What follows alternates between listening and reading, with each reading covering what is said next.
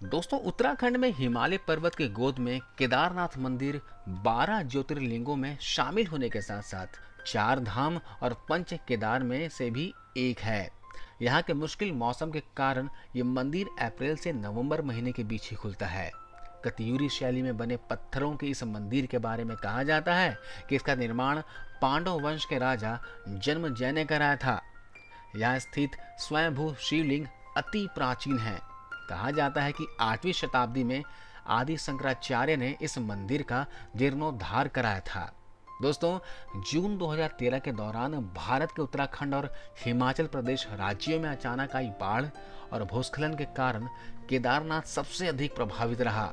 इस ऐतिहासिक मंदिर का मुख्य हिस्सा और सदियों पुराना गुंबद सुरक्षित रहा, लेकिन मंदिर का प्रवेश द्वार और उसके आसपास का इलाका पूरी तरह से तबाह हो गया था। केदारनाथ मंदिर समुद्र तल से 11,755 फीट की ऊंचाई पर स्थित है। दोस्तों, आइए अब जानते हैं किस तरह केदारनाथ मंदिर 400 सालों तक बर्फ में दबा रहा और इसका इस मंदिर पर क्या असर पड़ा। वैज्ञानिकों के अनुसार केदारनाथ मंदिर 400 सालों तक बर्फ में दबा रहा, फिर भी इस मंदिर को कुछ भी नहीं हुआ। इसलिए 2013 में जल प्रलय के दौरान इस मंदिर के सुरक्षित रह जाने से वैज्ञानिकों को कोई हैरानी नहीं हुई। देहरादून के वाडिया इंस्टीट्यूट के हिमालयन जियोलॉजिकल वैज्ञानिक विजय जोशी ने कहा कि 400 साल तक केदारनाथ मंदिर के बर्फ के अंदर दबे रहने के बावजूद ये मंदिर सुरक्षित रहा, लेकिन जब बर्फ पीछे हटी तो उसके हटने के निशान मंदिर में मौजूद थे, जिसकी वैज्ञानिकों ने स्टडी की। उसी आधार पर यह पता लगा कि यह मंदिर 400 सालों तक बर्फ में दबा हुआ था। जोशी जी कहते हैं कि 13वीं शताब्दी से लेकर 17वीं शताब्दी तक यानी 400 सालों तक एक छोटा हिमयुग आया था, जिसमें हिमालय का एक बड़ा क्षेत्र बर्फ के अंदर दब गया था। पहले माना जाता था कि मंदिर ग्लेशियर के अंदर है, लेकिन रिसर्च से ये पता चला कि मंदिर ग्लेशियर के अंदर नहीं बल्कि बर्फ में दबा हुआ था।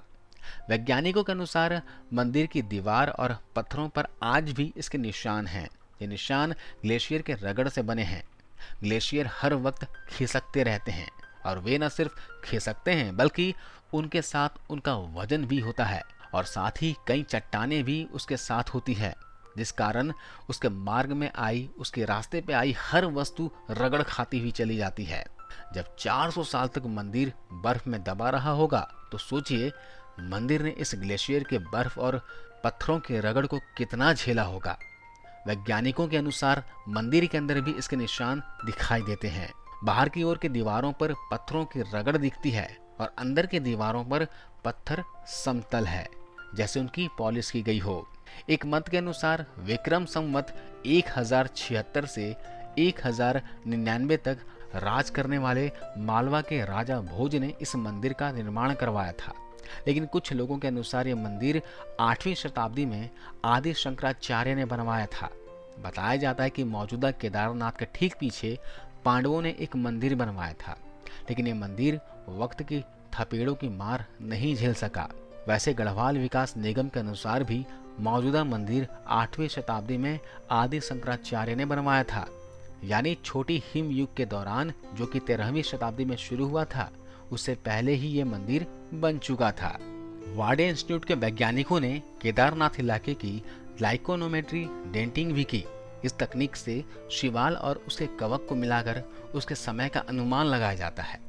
इस तकनीक के अनुसार केदारनाथ के इलाके में ग्लेशियर का निर्माण 14वीं सदी के मध्य में शुरू हुआ और इस घाटी में ग्लेशियर बनना 1748 ईस्वी तक जारी रहा, यानी कि तकरीबन 400 सालों तक। जोशी जी ने कहा कि सबसे बड़ी बात यह है कि लाखों साल पहले चोराबारी ग्लेशियर के पीछे हटने से केदार घाटी बनी। जब ग्लेशियर पीछे हटते हैं तो वो रोड रोलर की तरह अपने नीचे की सारी चट्टानों को पीस देते हैं और साथ में बड़ी बड़ी चट्टानों के टुकड़े छोड़ जाते हैं। जोशी जी कहते हैं कि ऐसी जगह पर मंदिर बनाना इंजीनियरिंग का एक अद्भुत नमूना है। उन्होंने एक ऐसी जगह और एक ऐसा सेफ मंदिर बनाया है कि आज तक उसे कुछ नुकसान नहीं हुआ। वैज्ञानिक डॉक्टर R.K. डोभाल भी इस बात को मानते हैं कि यह मंदिर बहुत ही मजबूती से बनाया गया है। केदारनाथ मंदिर 85 फीट ऊंचा, 187 फीट लंबा और 80 फीट चौड़ा है। इसकी दीवारें 12 फीट मोटी हैं और बेहद मजबूत पत्थरों से बनाई गई हैं। मंदिर को 6 फीट ऊंचे चबूतरे पर खड़ा किया गया है। ये भी एक हैरान कर देने वाली बात है कि इतने भारी भरकम पत्थरों को इतनी ऊंचाई पर लाकर और तराश कर कैसे एक मंदिर की शक्ल दी गई होगी। जानकारों का मानना है कि पत्थरों को एक दूसरे से जोड़ने के लिए इंटरलॉकिंग तकनीक का इस्तेमाल किया गया था। इसी वजह से यह मंदिर एक भूकंप रोधी इमारत में तब्दील हो गया। ये मजबूती और तकनीक ही मंदिर को नदी के बीचों बीच खड़े रखने में कामयाब हुई। जय महाकाल। ओम नमः शिवाय।